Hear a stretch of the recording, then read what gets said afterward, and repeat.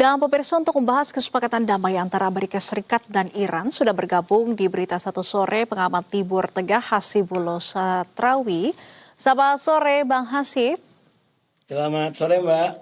Baik, terima kasih sebelumnya Bang Hasib sudah bersedia bergabung bersama kami di Berita Satu Sore.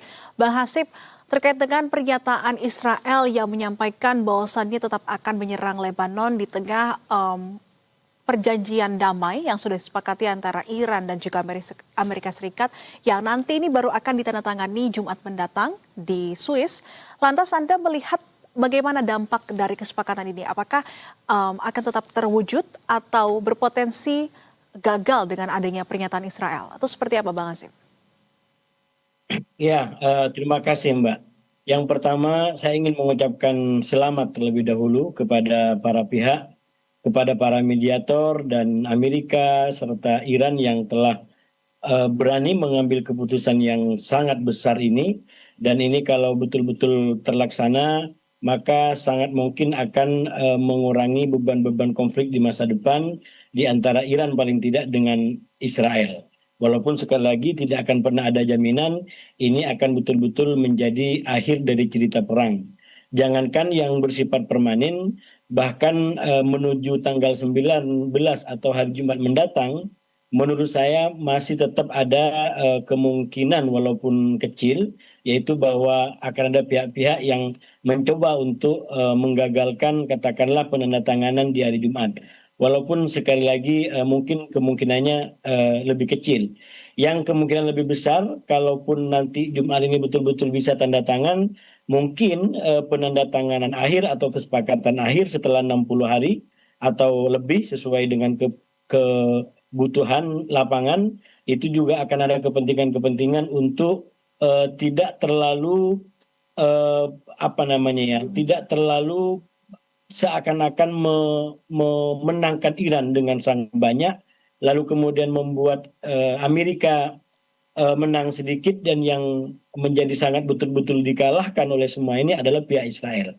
Saya membaca dari katakanlah 14 poin yang paling tidak yang terbaru dibocorkan oleh Bloomberg ya, yang mungkin itu mendekati versi aslinya, tapi kita nggak bisa memastikan juga karena kalau mengacu kepada pernyataan JD Vance kemarin, itu mungkin 1 hari 2 hari ke depan akan dibuka ke publik. Jadi saya menduga yang versi Bloomberg agak mendekati yang asli, walaupun masih ada kemungkinan itu adalah bocoran. Sekali lagi, kalau benar, maka kan yang betul-betul menjadi kekuatan utama atau poin yang sangat kuat dari 14 poin ini, salah satunya ada di poin 6, yaitu tentang ganti rugi dari Amerika dan sekutunya yang kurang lebih akan mencapai 300 miliar US dollar untuk merekonstruksi Iran ke depan. Dan yang di poin 9 yang saya baca itu terkait dengan komitmen Iran, janji Iran untuk tidak mengembangkan senjata nuklir. Nah, kalau kita hubungkan dengan pernyataan Presiden Trump dalam beberapa waktu terakhir paling tidak, maka ini yang dijadikan sebagai poin kemenangannya ataupun tujuan utama dari Presiden Trump. Jadi kita membaca Presiden Trump itu mementingkan dengan sangat-sangat penting agar Iran itu tidak memiliki senjata nuklir. Dan di luar itu kemudian tidak menjadi prioritas. Nah, yang tidak kalah penting juga bagi Iran itu ada di poin 11 tentang pencairan aset-aset yang dibekukan dengan denda-denda dengan hukuman-hukuman yang selama ini diberlakukan oleh Amerika dan sekutunya kepada Iran. Nah, dengan postur seperti ini secara politik saya terus terang membaca dalam dua kemungkinan ya. Kalau bagi Amerika atau bagi Presiden Trump, yang pertama bahwa ini betul-betul diambil sebagai sebuah kebijakan yang utuh, yang tidak ada udang di balik batu, tidak ada pesan lain di baliknya kecuali bahwa Presiden Trump memang betul-betul ingin mengakhiri perang ini. Dan kalau ini yang dimaksud, maka menurut saya yang selalu sampaikan ini tidak terlepas dari satu peristiwa yang cukup menekan beliau, yaitu kepentingan pemilu di November, terutama karena perang ini lalu berdampak kepada perekonomian global. Nah, ekonomi global mungkin tidak terlalu penting, terutama bagi beliau, tapi ketika itu berdampak kepada apa namanya domestik Amerika, Baik. maka itu adalah menjadi sebuah kepentingan yang sangat mendesak. Jadi kalau dalam politik nasional kita biasanya kalau mendekati pemilu kan itu banyak bansos-bansos. Nah ini justru masa mendekati pemilu malah harga-harga malah naik misalkan. Oke. Nggak ada bansos Baik. tapi justru harga-harga jadi naik, jadi nggak logis. Nah Oke. itu kalau skenario pertama yang benar-benar terjadi, tapi juga ada kemungkinan skenario kedua menurut saya, entah di kapan waktunya, yaitu saya menggunakan istilah mencari titik lemahnya Iran. Dan kalau ini yang dilakukan, maka Iran sama sekali tidak boleh lengah, karena kalau lengah bukan tidak mungkin Presiden Trump akan mengambil apa yang dia mau, dan itu bisa kita lihat track recordnya selama ini, di mana jangankan baru kesepahaman seperti ini, bahkan keputusan yang sudah ditandatangani oleh Amerika dan juga negara-negara lain, maksud saya kesepakatan nuklir tahun 2016 itu juga diabaikan dan digugurkan dengan Baik. cara beliau keluar dari kesepakatan Ya. ini. Begitu, Mbak. Oke, Bang Hasbi, kalau kita melihat begitu ya kembali terkait dengan pernyataan Israel yang tetap akan menyerang Lebanon begitu ya. Apa sebetulnya tujuan dari Netanyahu menyerang Lebanon? Apakah pernyataan ini hanya bagian dari intervensi untuk menolak perjanjian damai antara Amerika Serikat dan juga Iran? Saya rasa kalau skenario yang pertama yang benar bahwa ini adalah teks seutuhnya, keputusan seutuhnya, tidak ada udang di balik saku gitu ya. Kalau di balik batu kan terlalu jauh, tidak ada udang di dalam saku, maka ini memang peristiwa yang sangat-sangat besar bagi saya. Dan Netanyahu, Israel itu sudah mencoba untuk menggagalkan upaya ataupun hal yang sangat menyakitkan ini. Kenapa hal yang ini kita sebut sebagai yang paling menyakitkan? Karena di satu sisi perang 40 hari di Iran itu bagi Israel tidak menghasilkan apapun, tidak mengungkap apapun kecuali kenyataan bahwa Iran memang betul-betul menjadi ancaman bagi Israel. Sementara yang dia inginkan untuk menghancurkan nuklirnya, untuk menghancurkan rudalnya, bahkan memutus hubungannya dengan kelompok-kelompok perlawanan di kawasan, itu tidak terjamin di dalam katakanlah 14 poin ini.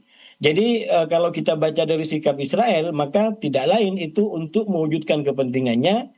Yang pertama untuk menggagalkan semua rencana yang istilahnya telah direncanakan di antara Iran dengan Amerika. Apalagi seperti yang disampaikan oleh pihak Iran bahwa Israel itu dianggap sebagai pihak pertama bersama Amerika dalam kesepakatan ini. Sementara Iran dengan Hizbullah berada dalam pihak kedua. Nah, ini kan pancingannya sangat sangat mudah bagi Israel. Kalau Iran terbawa seperti pada tanggal 8 Juni kemarin karena terbawa dia menyerang Israel, maka itu akan menjadi respon yang sempurna bagi Israel untuk masuk kemudian mengacak-ngacak Iran, itu sekaligus dia melawan Amerika, melawan Trump dan juga melawan Iran. Itu yang pertama. Yang kedua, menurut saya kalau ini betul bahwa ini tidak ada udang di dalam sakunya, maka yang lebih mengerikan lagi ini akan menjadi kayak semacam periode hubungan yang disharmonis barangkali ya, atau mungkin malah krisis di antara Netanyahu dengan Trump atau di antara Israel dengan Amerika, dan ini betul-betul akan menjadi sebuah fase yang baru. Walaupun kalau kita baca dalam konteks perkembangan Amerika belakangan, sebenarnya arah ke kritisisme sikap Amerika terhadap Israel itu kan mulai menguat.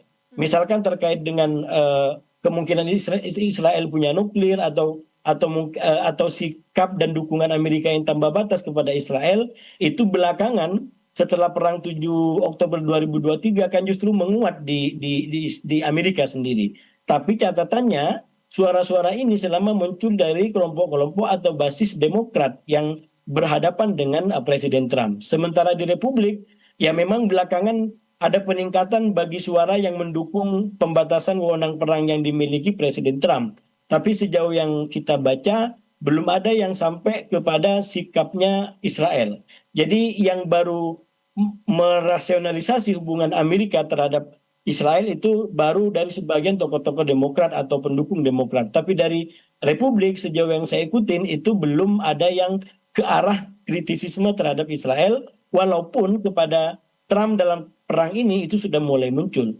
Nah, itu yang bagi saya ke depan itu bisa menjadi lebih ekstrim lagi. Dan saya menduga ini yang terakhir, Mbak. Ya. Kalau betul ini tidak ada udang di dalam saku, maka ke depan memang akan saya menduga ini terkait dengan desain New Middle East yang sebenarnya udah banyak dibahas dalam beberapa tahun terakhir. Karena perang 40 hari ini bagi saya menyegerakan yang disebut sebagai tatanan Timur Tengah baru. Sekarang dengan adanya perang ini ada dimensi-dimensi baru diakui atau tidak di Timur Tengah. Paling tidak Iran hari ini kalau bagi saya dia telah menjadi penyeimbang bagi Israel dan itu mengubah peta dan keadaan. Kalau dulu Israel leluasa untuk menjangkau kalau bahasanya Benjamin Netanyahu seluruh titik di Timur Tengah kalau dianggap sebagai ancaman, maka hari ini paling tidak titik itu jangan di Iran. Karena kalau Anda menyerang Iran atau sekutunya, maka Iran akan juga mencapai titik-titik terdalam Israel. Dan itu yang dilakukan dalam 8 Juni kemarin. Nah, bagi saya ini adalah kebaruan di dalam Timur Tengah. Begitu, Mbak. Baik, Bang Hasib, dan tadi artinya jika perdamaian antara Amerika dan juga Iran terwujud untuk tahap awal ini, akan ada hubungan baru atau keretakan hubungan antara Amerika Serikat dan juga Israel tadi yang seperti Anda sampaikan. Dan Anda mengatakan bahwasannya Amerika Serikat dalam upaya perdamaian dengan Iran ini semata-mata salah satunya demi kondisi dalam negeri Amerika sendiri, terutama menjelang pemilu begitu ya. Lantas apakah di sisi lain Anda meyakini Amerika akan menangguhkan sanksi terhadap Iran dengan poin-poin perdamaian tersebut? Iya, saya rasa itu sudah termuat di dalam 14 poin kesepakatan. Ya. Tapi memang itu dihubungkan dengan ketaatan Iran terutama kepada poin 8 tadi. Yaitu bahwa Iran betul-betul tidak akan mengembangkan senjata nuklir. Baik melalui alat-alat yang dimiliki atau dengan membeli dari pihak lain. Ya. Jadi di situ saya melihat yang menjadi concern, yang menjadi prioritas bagi Presiden Trump adalah senjata nuklir Iran. Dan beberapa kali juga disampaikan bahwa pergantian rezim itu adalah bukan prioritasnya, walaupun itu sempat menjadi tujuan perang. Itu Presiden Trump juga pernah menyampaikan di sana. Dan kalau itu adalah benar, berarti memang ini cara Presiden Trump untuk mengkritik Netanyahu, yang sekaligus membenarkan yang kita sampaikan dari awal, bahwa proyek perang ini, pengorder perang ini 40 hari maksud saya itu adalah Netanyahu dengan asumsi bahwa perang itu akan secara cepat mencapai target, terutama mengganti rezim. Tapi sekali lagi Presiden Trump mungkin punya bacaan lain, karena semenjak perang hari pertama dilakukan sudah target-target maksimal dicapai, tapi ternyata kurang lebih 10 hari dalam catatan saya justru Iran berhasil memilih pengganti daripada Ayatollah Ali Khamenei, yaitu putranya. Itu yang saya bilang sebagai titik balik. Itu adalah jawaban dari publik Iran bahwa apakah mereka akan memilih ganti rezim atau justru pengukuhan rezim. Itu pertanyaan awal yang sudah saya sampaikan semenjak tanggal 28 Februari perang dimulai. Jadi ketika perang itu terjadi, saya sampaikan ini adalah pertanyaannya apakah pergantian rezim atau justru pengukuhan rezim. Ternyata jawabannya 10 hari setelah perang, rezim. Ternyata jawabannya 10 hari setelah perang, kurang lebih di tanggal 9 Maret, itu terpilih mujtaba, yang itu artinya berarti ganti rezim tidak terjadi. Dan saya menduga itu yang menjadi salah satu faktor bacaan Presiden Trump mengubah orientasi perangnya sehingga tidak ikut dalam tipu muslihat Netanyahu. Oke, Bang Hasib, mungkin bisa Anda sampaikan secara singkat apakah jika perjanjian damai tidak terwujud di hari Jumat akibat adanya pernyataan Israel untuk terus menyerang Lebanon begitu, apa skenario terburuk yang bisa terjadi?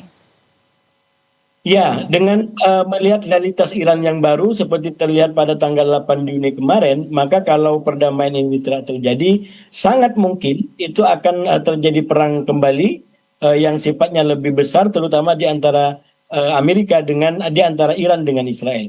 Walaupun dalam konteks Amerika, saya sudah sampaikan kemungkinan besar tidak akan ada lagi perang yang lebih besar daripada perang 40 hari.